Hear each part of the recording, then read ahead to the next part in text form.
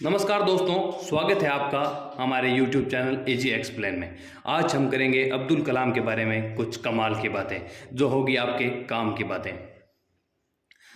अबुल पाकिर जैनुलाब्दीन अब्दुल कलाम, यह इनका पूरा नाम था। सूरज की तरह चमकने के लिए सूरज की तरह जलना पड़ता है, ऐसे अपने ही विचार को चरितार्थ करने वाले भारत के पूर्व राष्ट्रपति, भारत रत्न, महान वैज्ञानिक, शिक्षक एपीजे अब्दुल कलाम का जन्म 15 अक्टूबर 1931 को तमिलनाडु के रामेश्वरम में हुआ।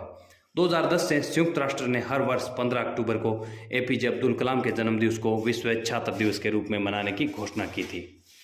अब्दुल कलाम हमेशा अपनी सादगी, काम के प्रति समर्पण, अनुशासन और राष्ट्रवादी सोच के लिए जाने जाते रहे हैं। कलाम का बचपन बड़ा संघर्षपूर्ण रहा। उस समय उनके परिवार की आर्थिक स्थिति खराब थी। संघर्ष के दिनों में उनकी दिनचर्या कुछ यूँ थी। प्रतिदिन सुबह 4 बजे उठना, फिर गणित का ट्यूशन पढ़ाने जाना, वहाँ से 5 बजे लौटकर अपने पिता के साथ नमाज पढ़ने जाना, फिर घर से 3 किलोमीटर दूर स्थित धनुषकोडी रेलवे स्टेशन से अखबार लाते और पैदल घूम घूम कर बेचते। 8 बजे तक वे अखबार बेचकर घर लौट आते। उसके बाद तैयार होकर स्कूल जाते। स्कूल से लौटने के बाद शाम को अखबार के पैसों की वसूली के लिए निकल पड़ते। अपने परिवार की आर्थिक मदद करने के साथ साथ उन्होंने अपनी पढ़ाई जारी रखी और स्नातक की पढ़ाई पूरी की। डॉक्टर कलाम भारतीय वायुसेना में लड़ाकू पायलट बनना चाहते थे, लेकिन उनका चयन नहीं हुआ। इंजीनियरिंग की पढ़ाई पूरी करने के बाद कलाम डीआरडीओ में वैज्ञानिक के तौर पर भर्ती हुए। भारतीय वायुसेना के लड़ाकू पायलट बनने की चाह रखने वाले युवक की सफलता की ऊंचाई हर गुजरे वक्त के साथ बढ़ती गई। डॉक्टर कलाम का भारत के लिए अग्नि, पृथ्वी जैसी विभिन्न मिसाइलों के निर्माण में विशेष योगदान रहा, इसलिए उन्हें मिसाइल मैन भी कहा जाता है। 1998 में भारत के दूसरे परमाणु परीक्षण के समय इन्होंने महत्वपूर्ण भूमिका निभाई थी। महान मिसाइल मैन 2002 में भारत के राष्ट्रपति बने।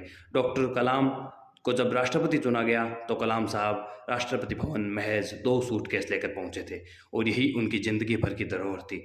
डॉक्टर कलाम देश के तीसरे ऐसे राष्ट्रपति थे जिन्हें राष्ट्रपति बनने से पहले ही भारत रत्न से नवाजा जा चुका था। इससे पहले डॉक्टर राधाकृष्णन और डॉक्टर जाकिर हुसैन को राष्ट्रपति बनने से पहले भारत रत्न से सम्मानित किया जा चुका था। उनके कार्यकाल के दौरान उन्हें जनता का राष्ट्रपति कहा गया। उनके राष्ट्रपति काल के दौरान सेना और देश ने कई इतिहास रचे। कलाम ने राष्ट्र के प्रति समर्पित रहते हुए खुले दिल से देश की सेवा की। अपने कार्यकाल के अंत में राष्ट्रपति कार्यालय छोड़ने के बाद डॉक्टर कलाम ने फिर से छात्रों को पढ़ाना शुरू कर दिया। उन्होंने अपने एक संदेश में कहा था कि उनके अनुसार देश के युवा बहुत प्रतिभाशाली हैं, लेकिन उन्हें अपनी प्रतिभा साबित करने के लिए अवसर चाहिए।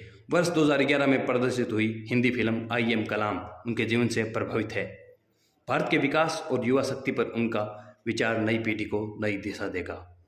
शिक्षण के अलावा उन्होंने 30 से ज़्यादा किताबें लिखी, जिसमें wings of fire, ignited mind, India 2020, vision for millennium सबसे चर्चित किताबें रही है। 2015 में डॉक्टर कलाम ने 27 जुलाई को आखिरी सांस ली।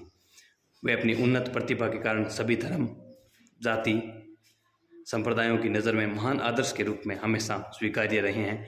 वैज्ञानिक से लेकर राष्ट्रपति तक का सफर तय करने के बाद भी कलाम ने एक भी संपत्ति अपने नाम पर नहीं जोड़ी। जो था सब दान कर दिया।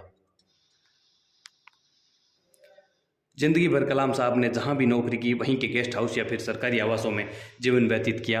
पूरी जिंदगी शिक्षा और देश के नाम करने वाले कलाम साहब को बच्चों से बहुत प्रेम था और ये संयोग ही था कि अंतिम सांस लेने से ठीक पहले भी वे बच्चों को व्याख्यान ही दे रहे थे।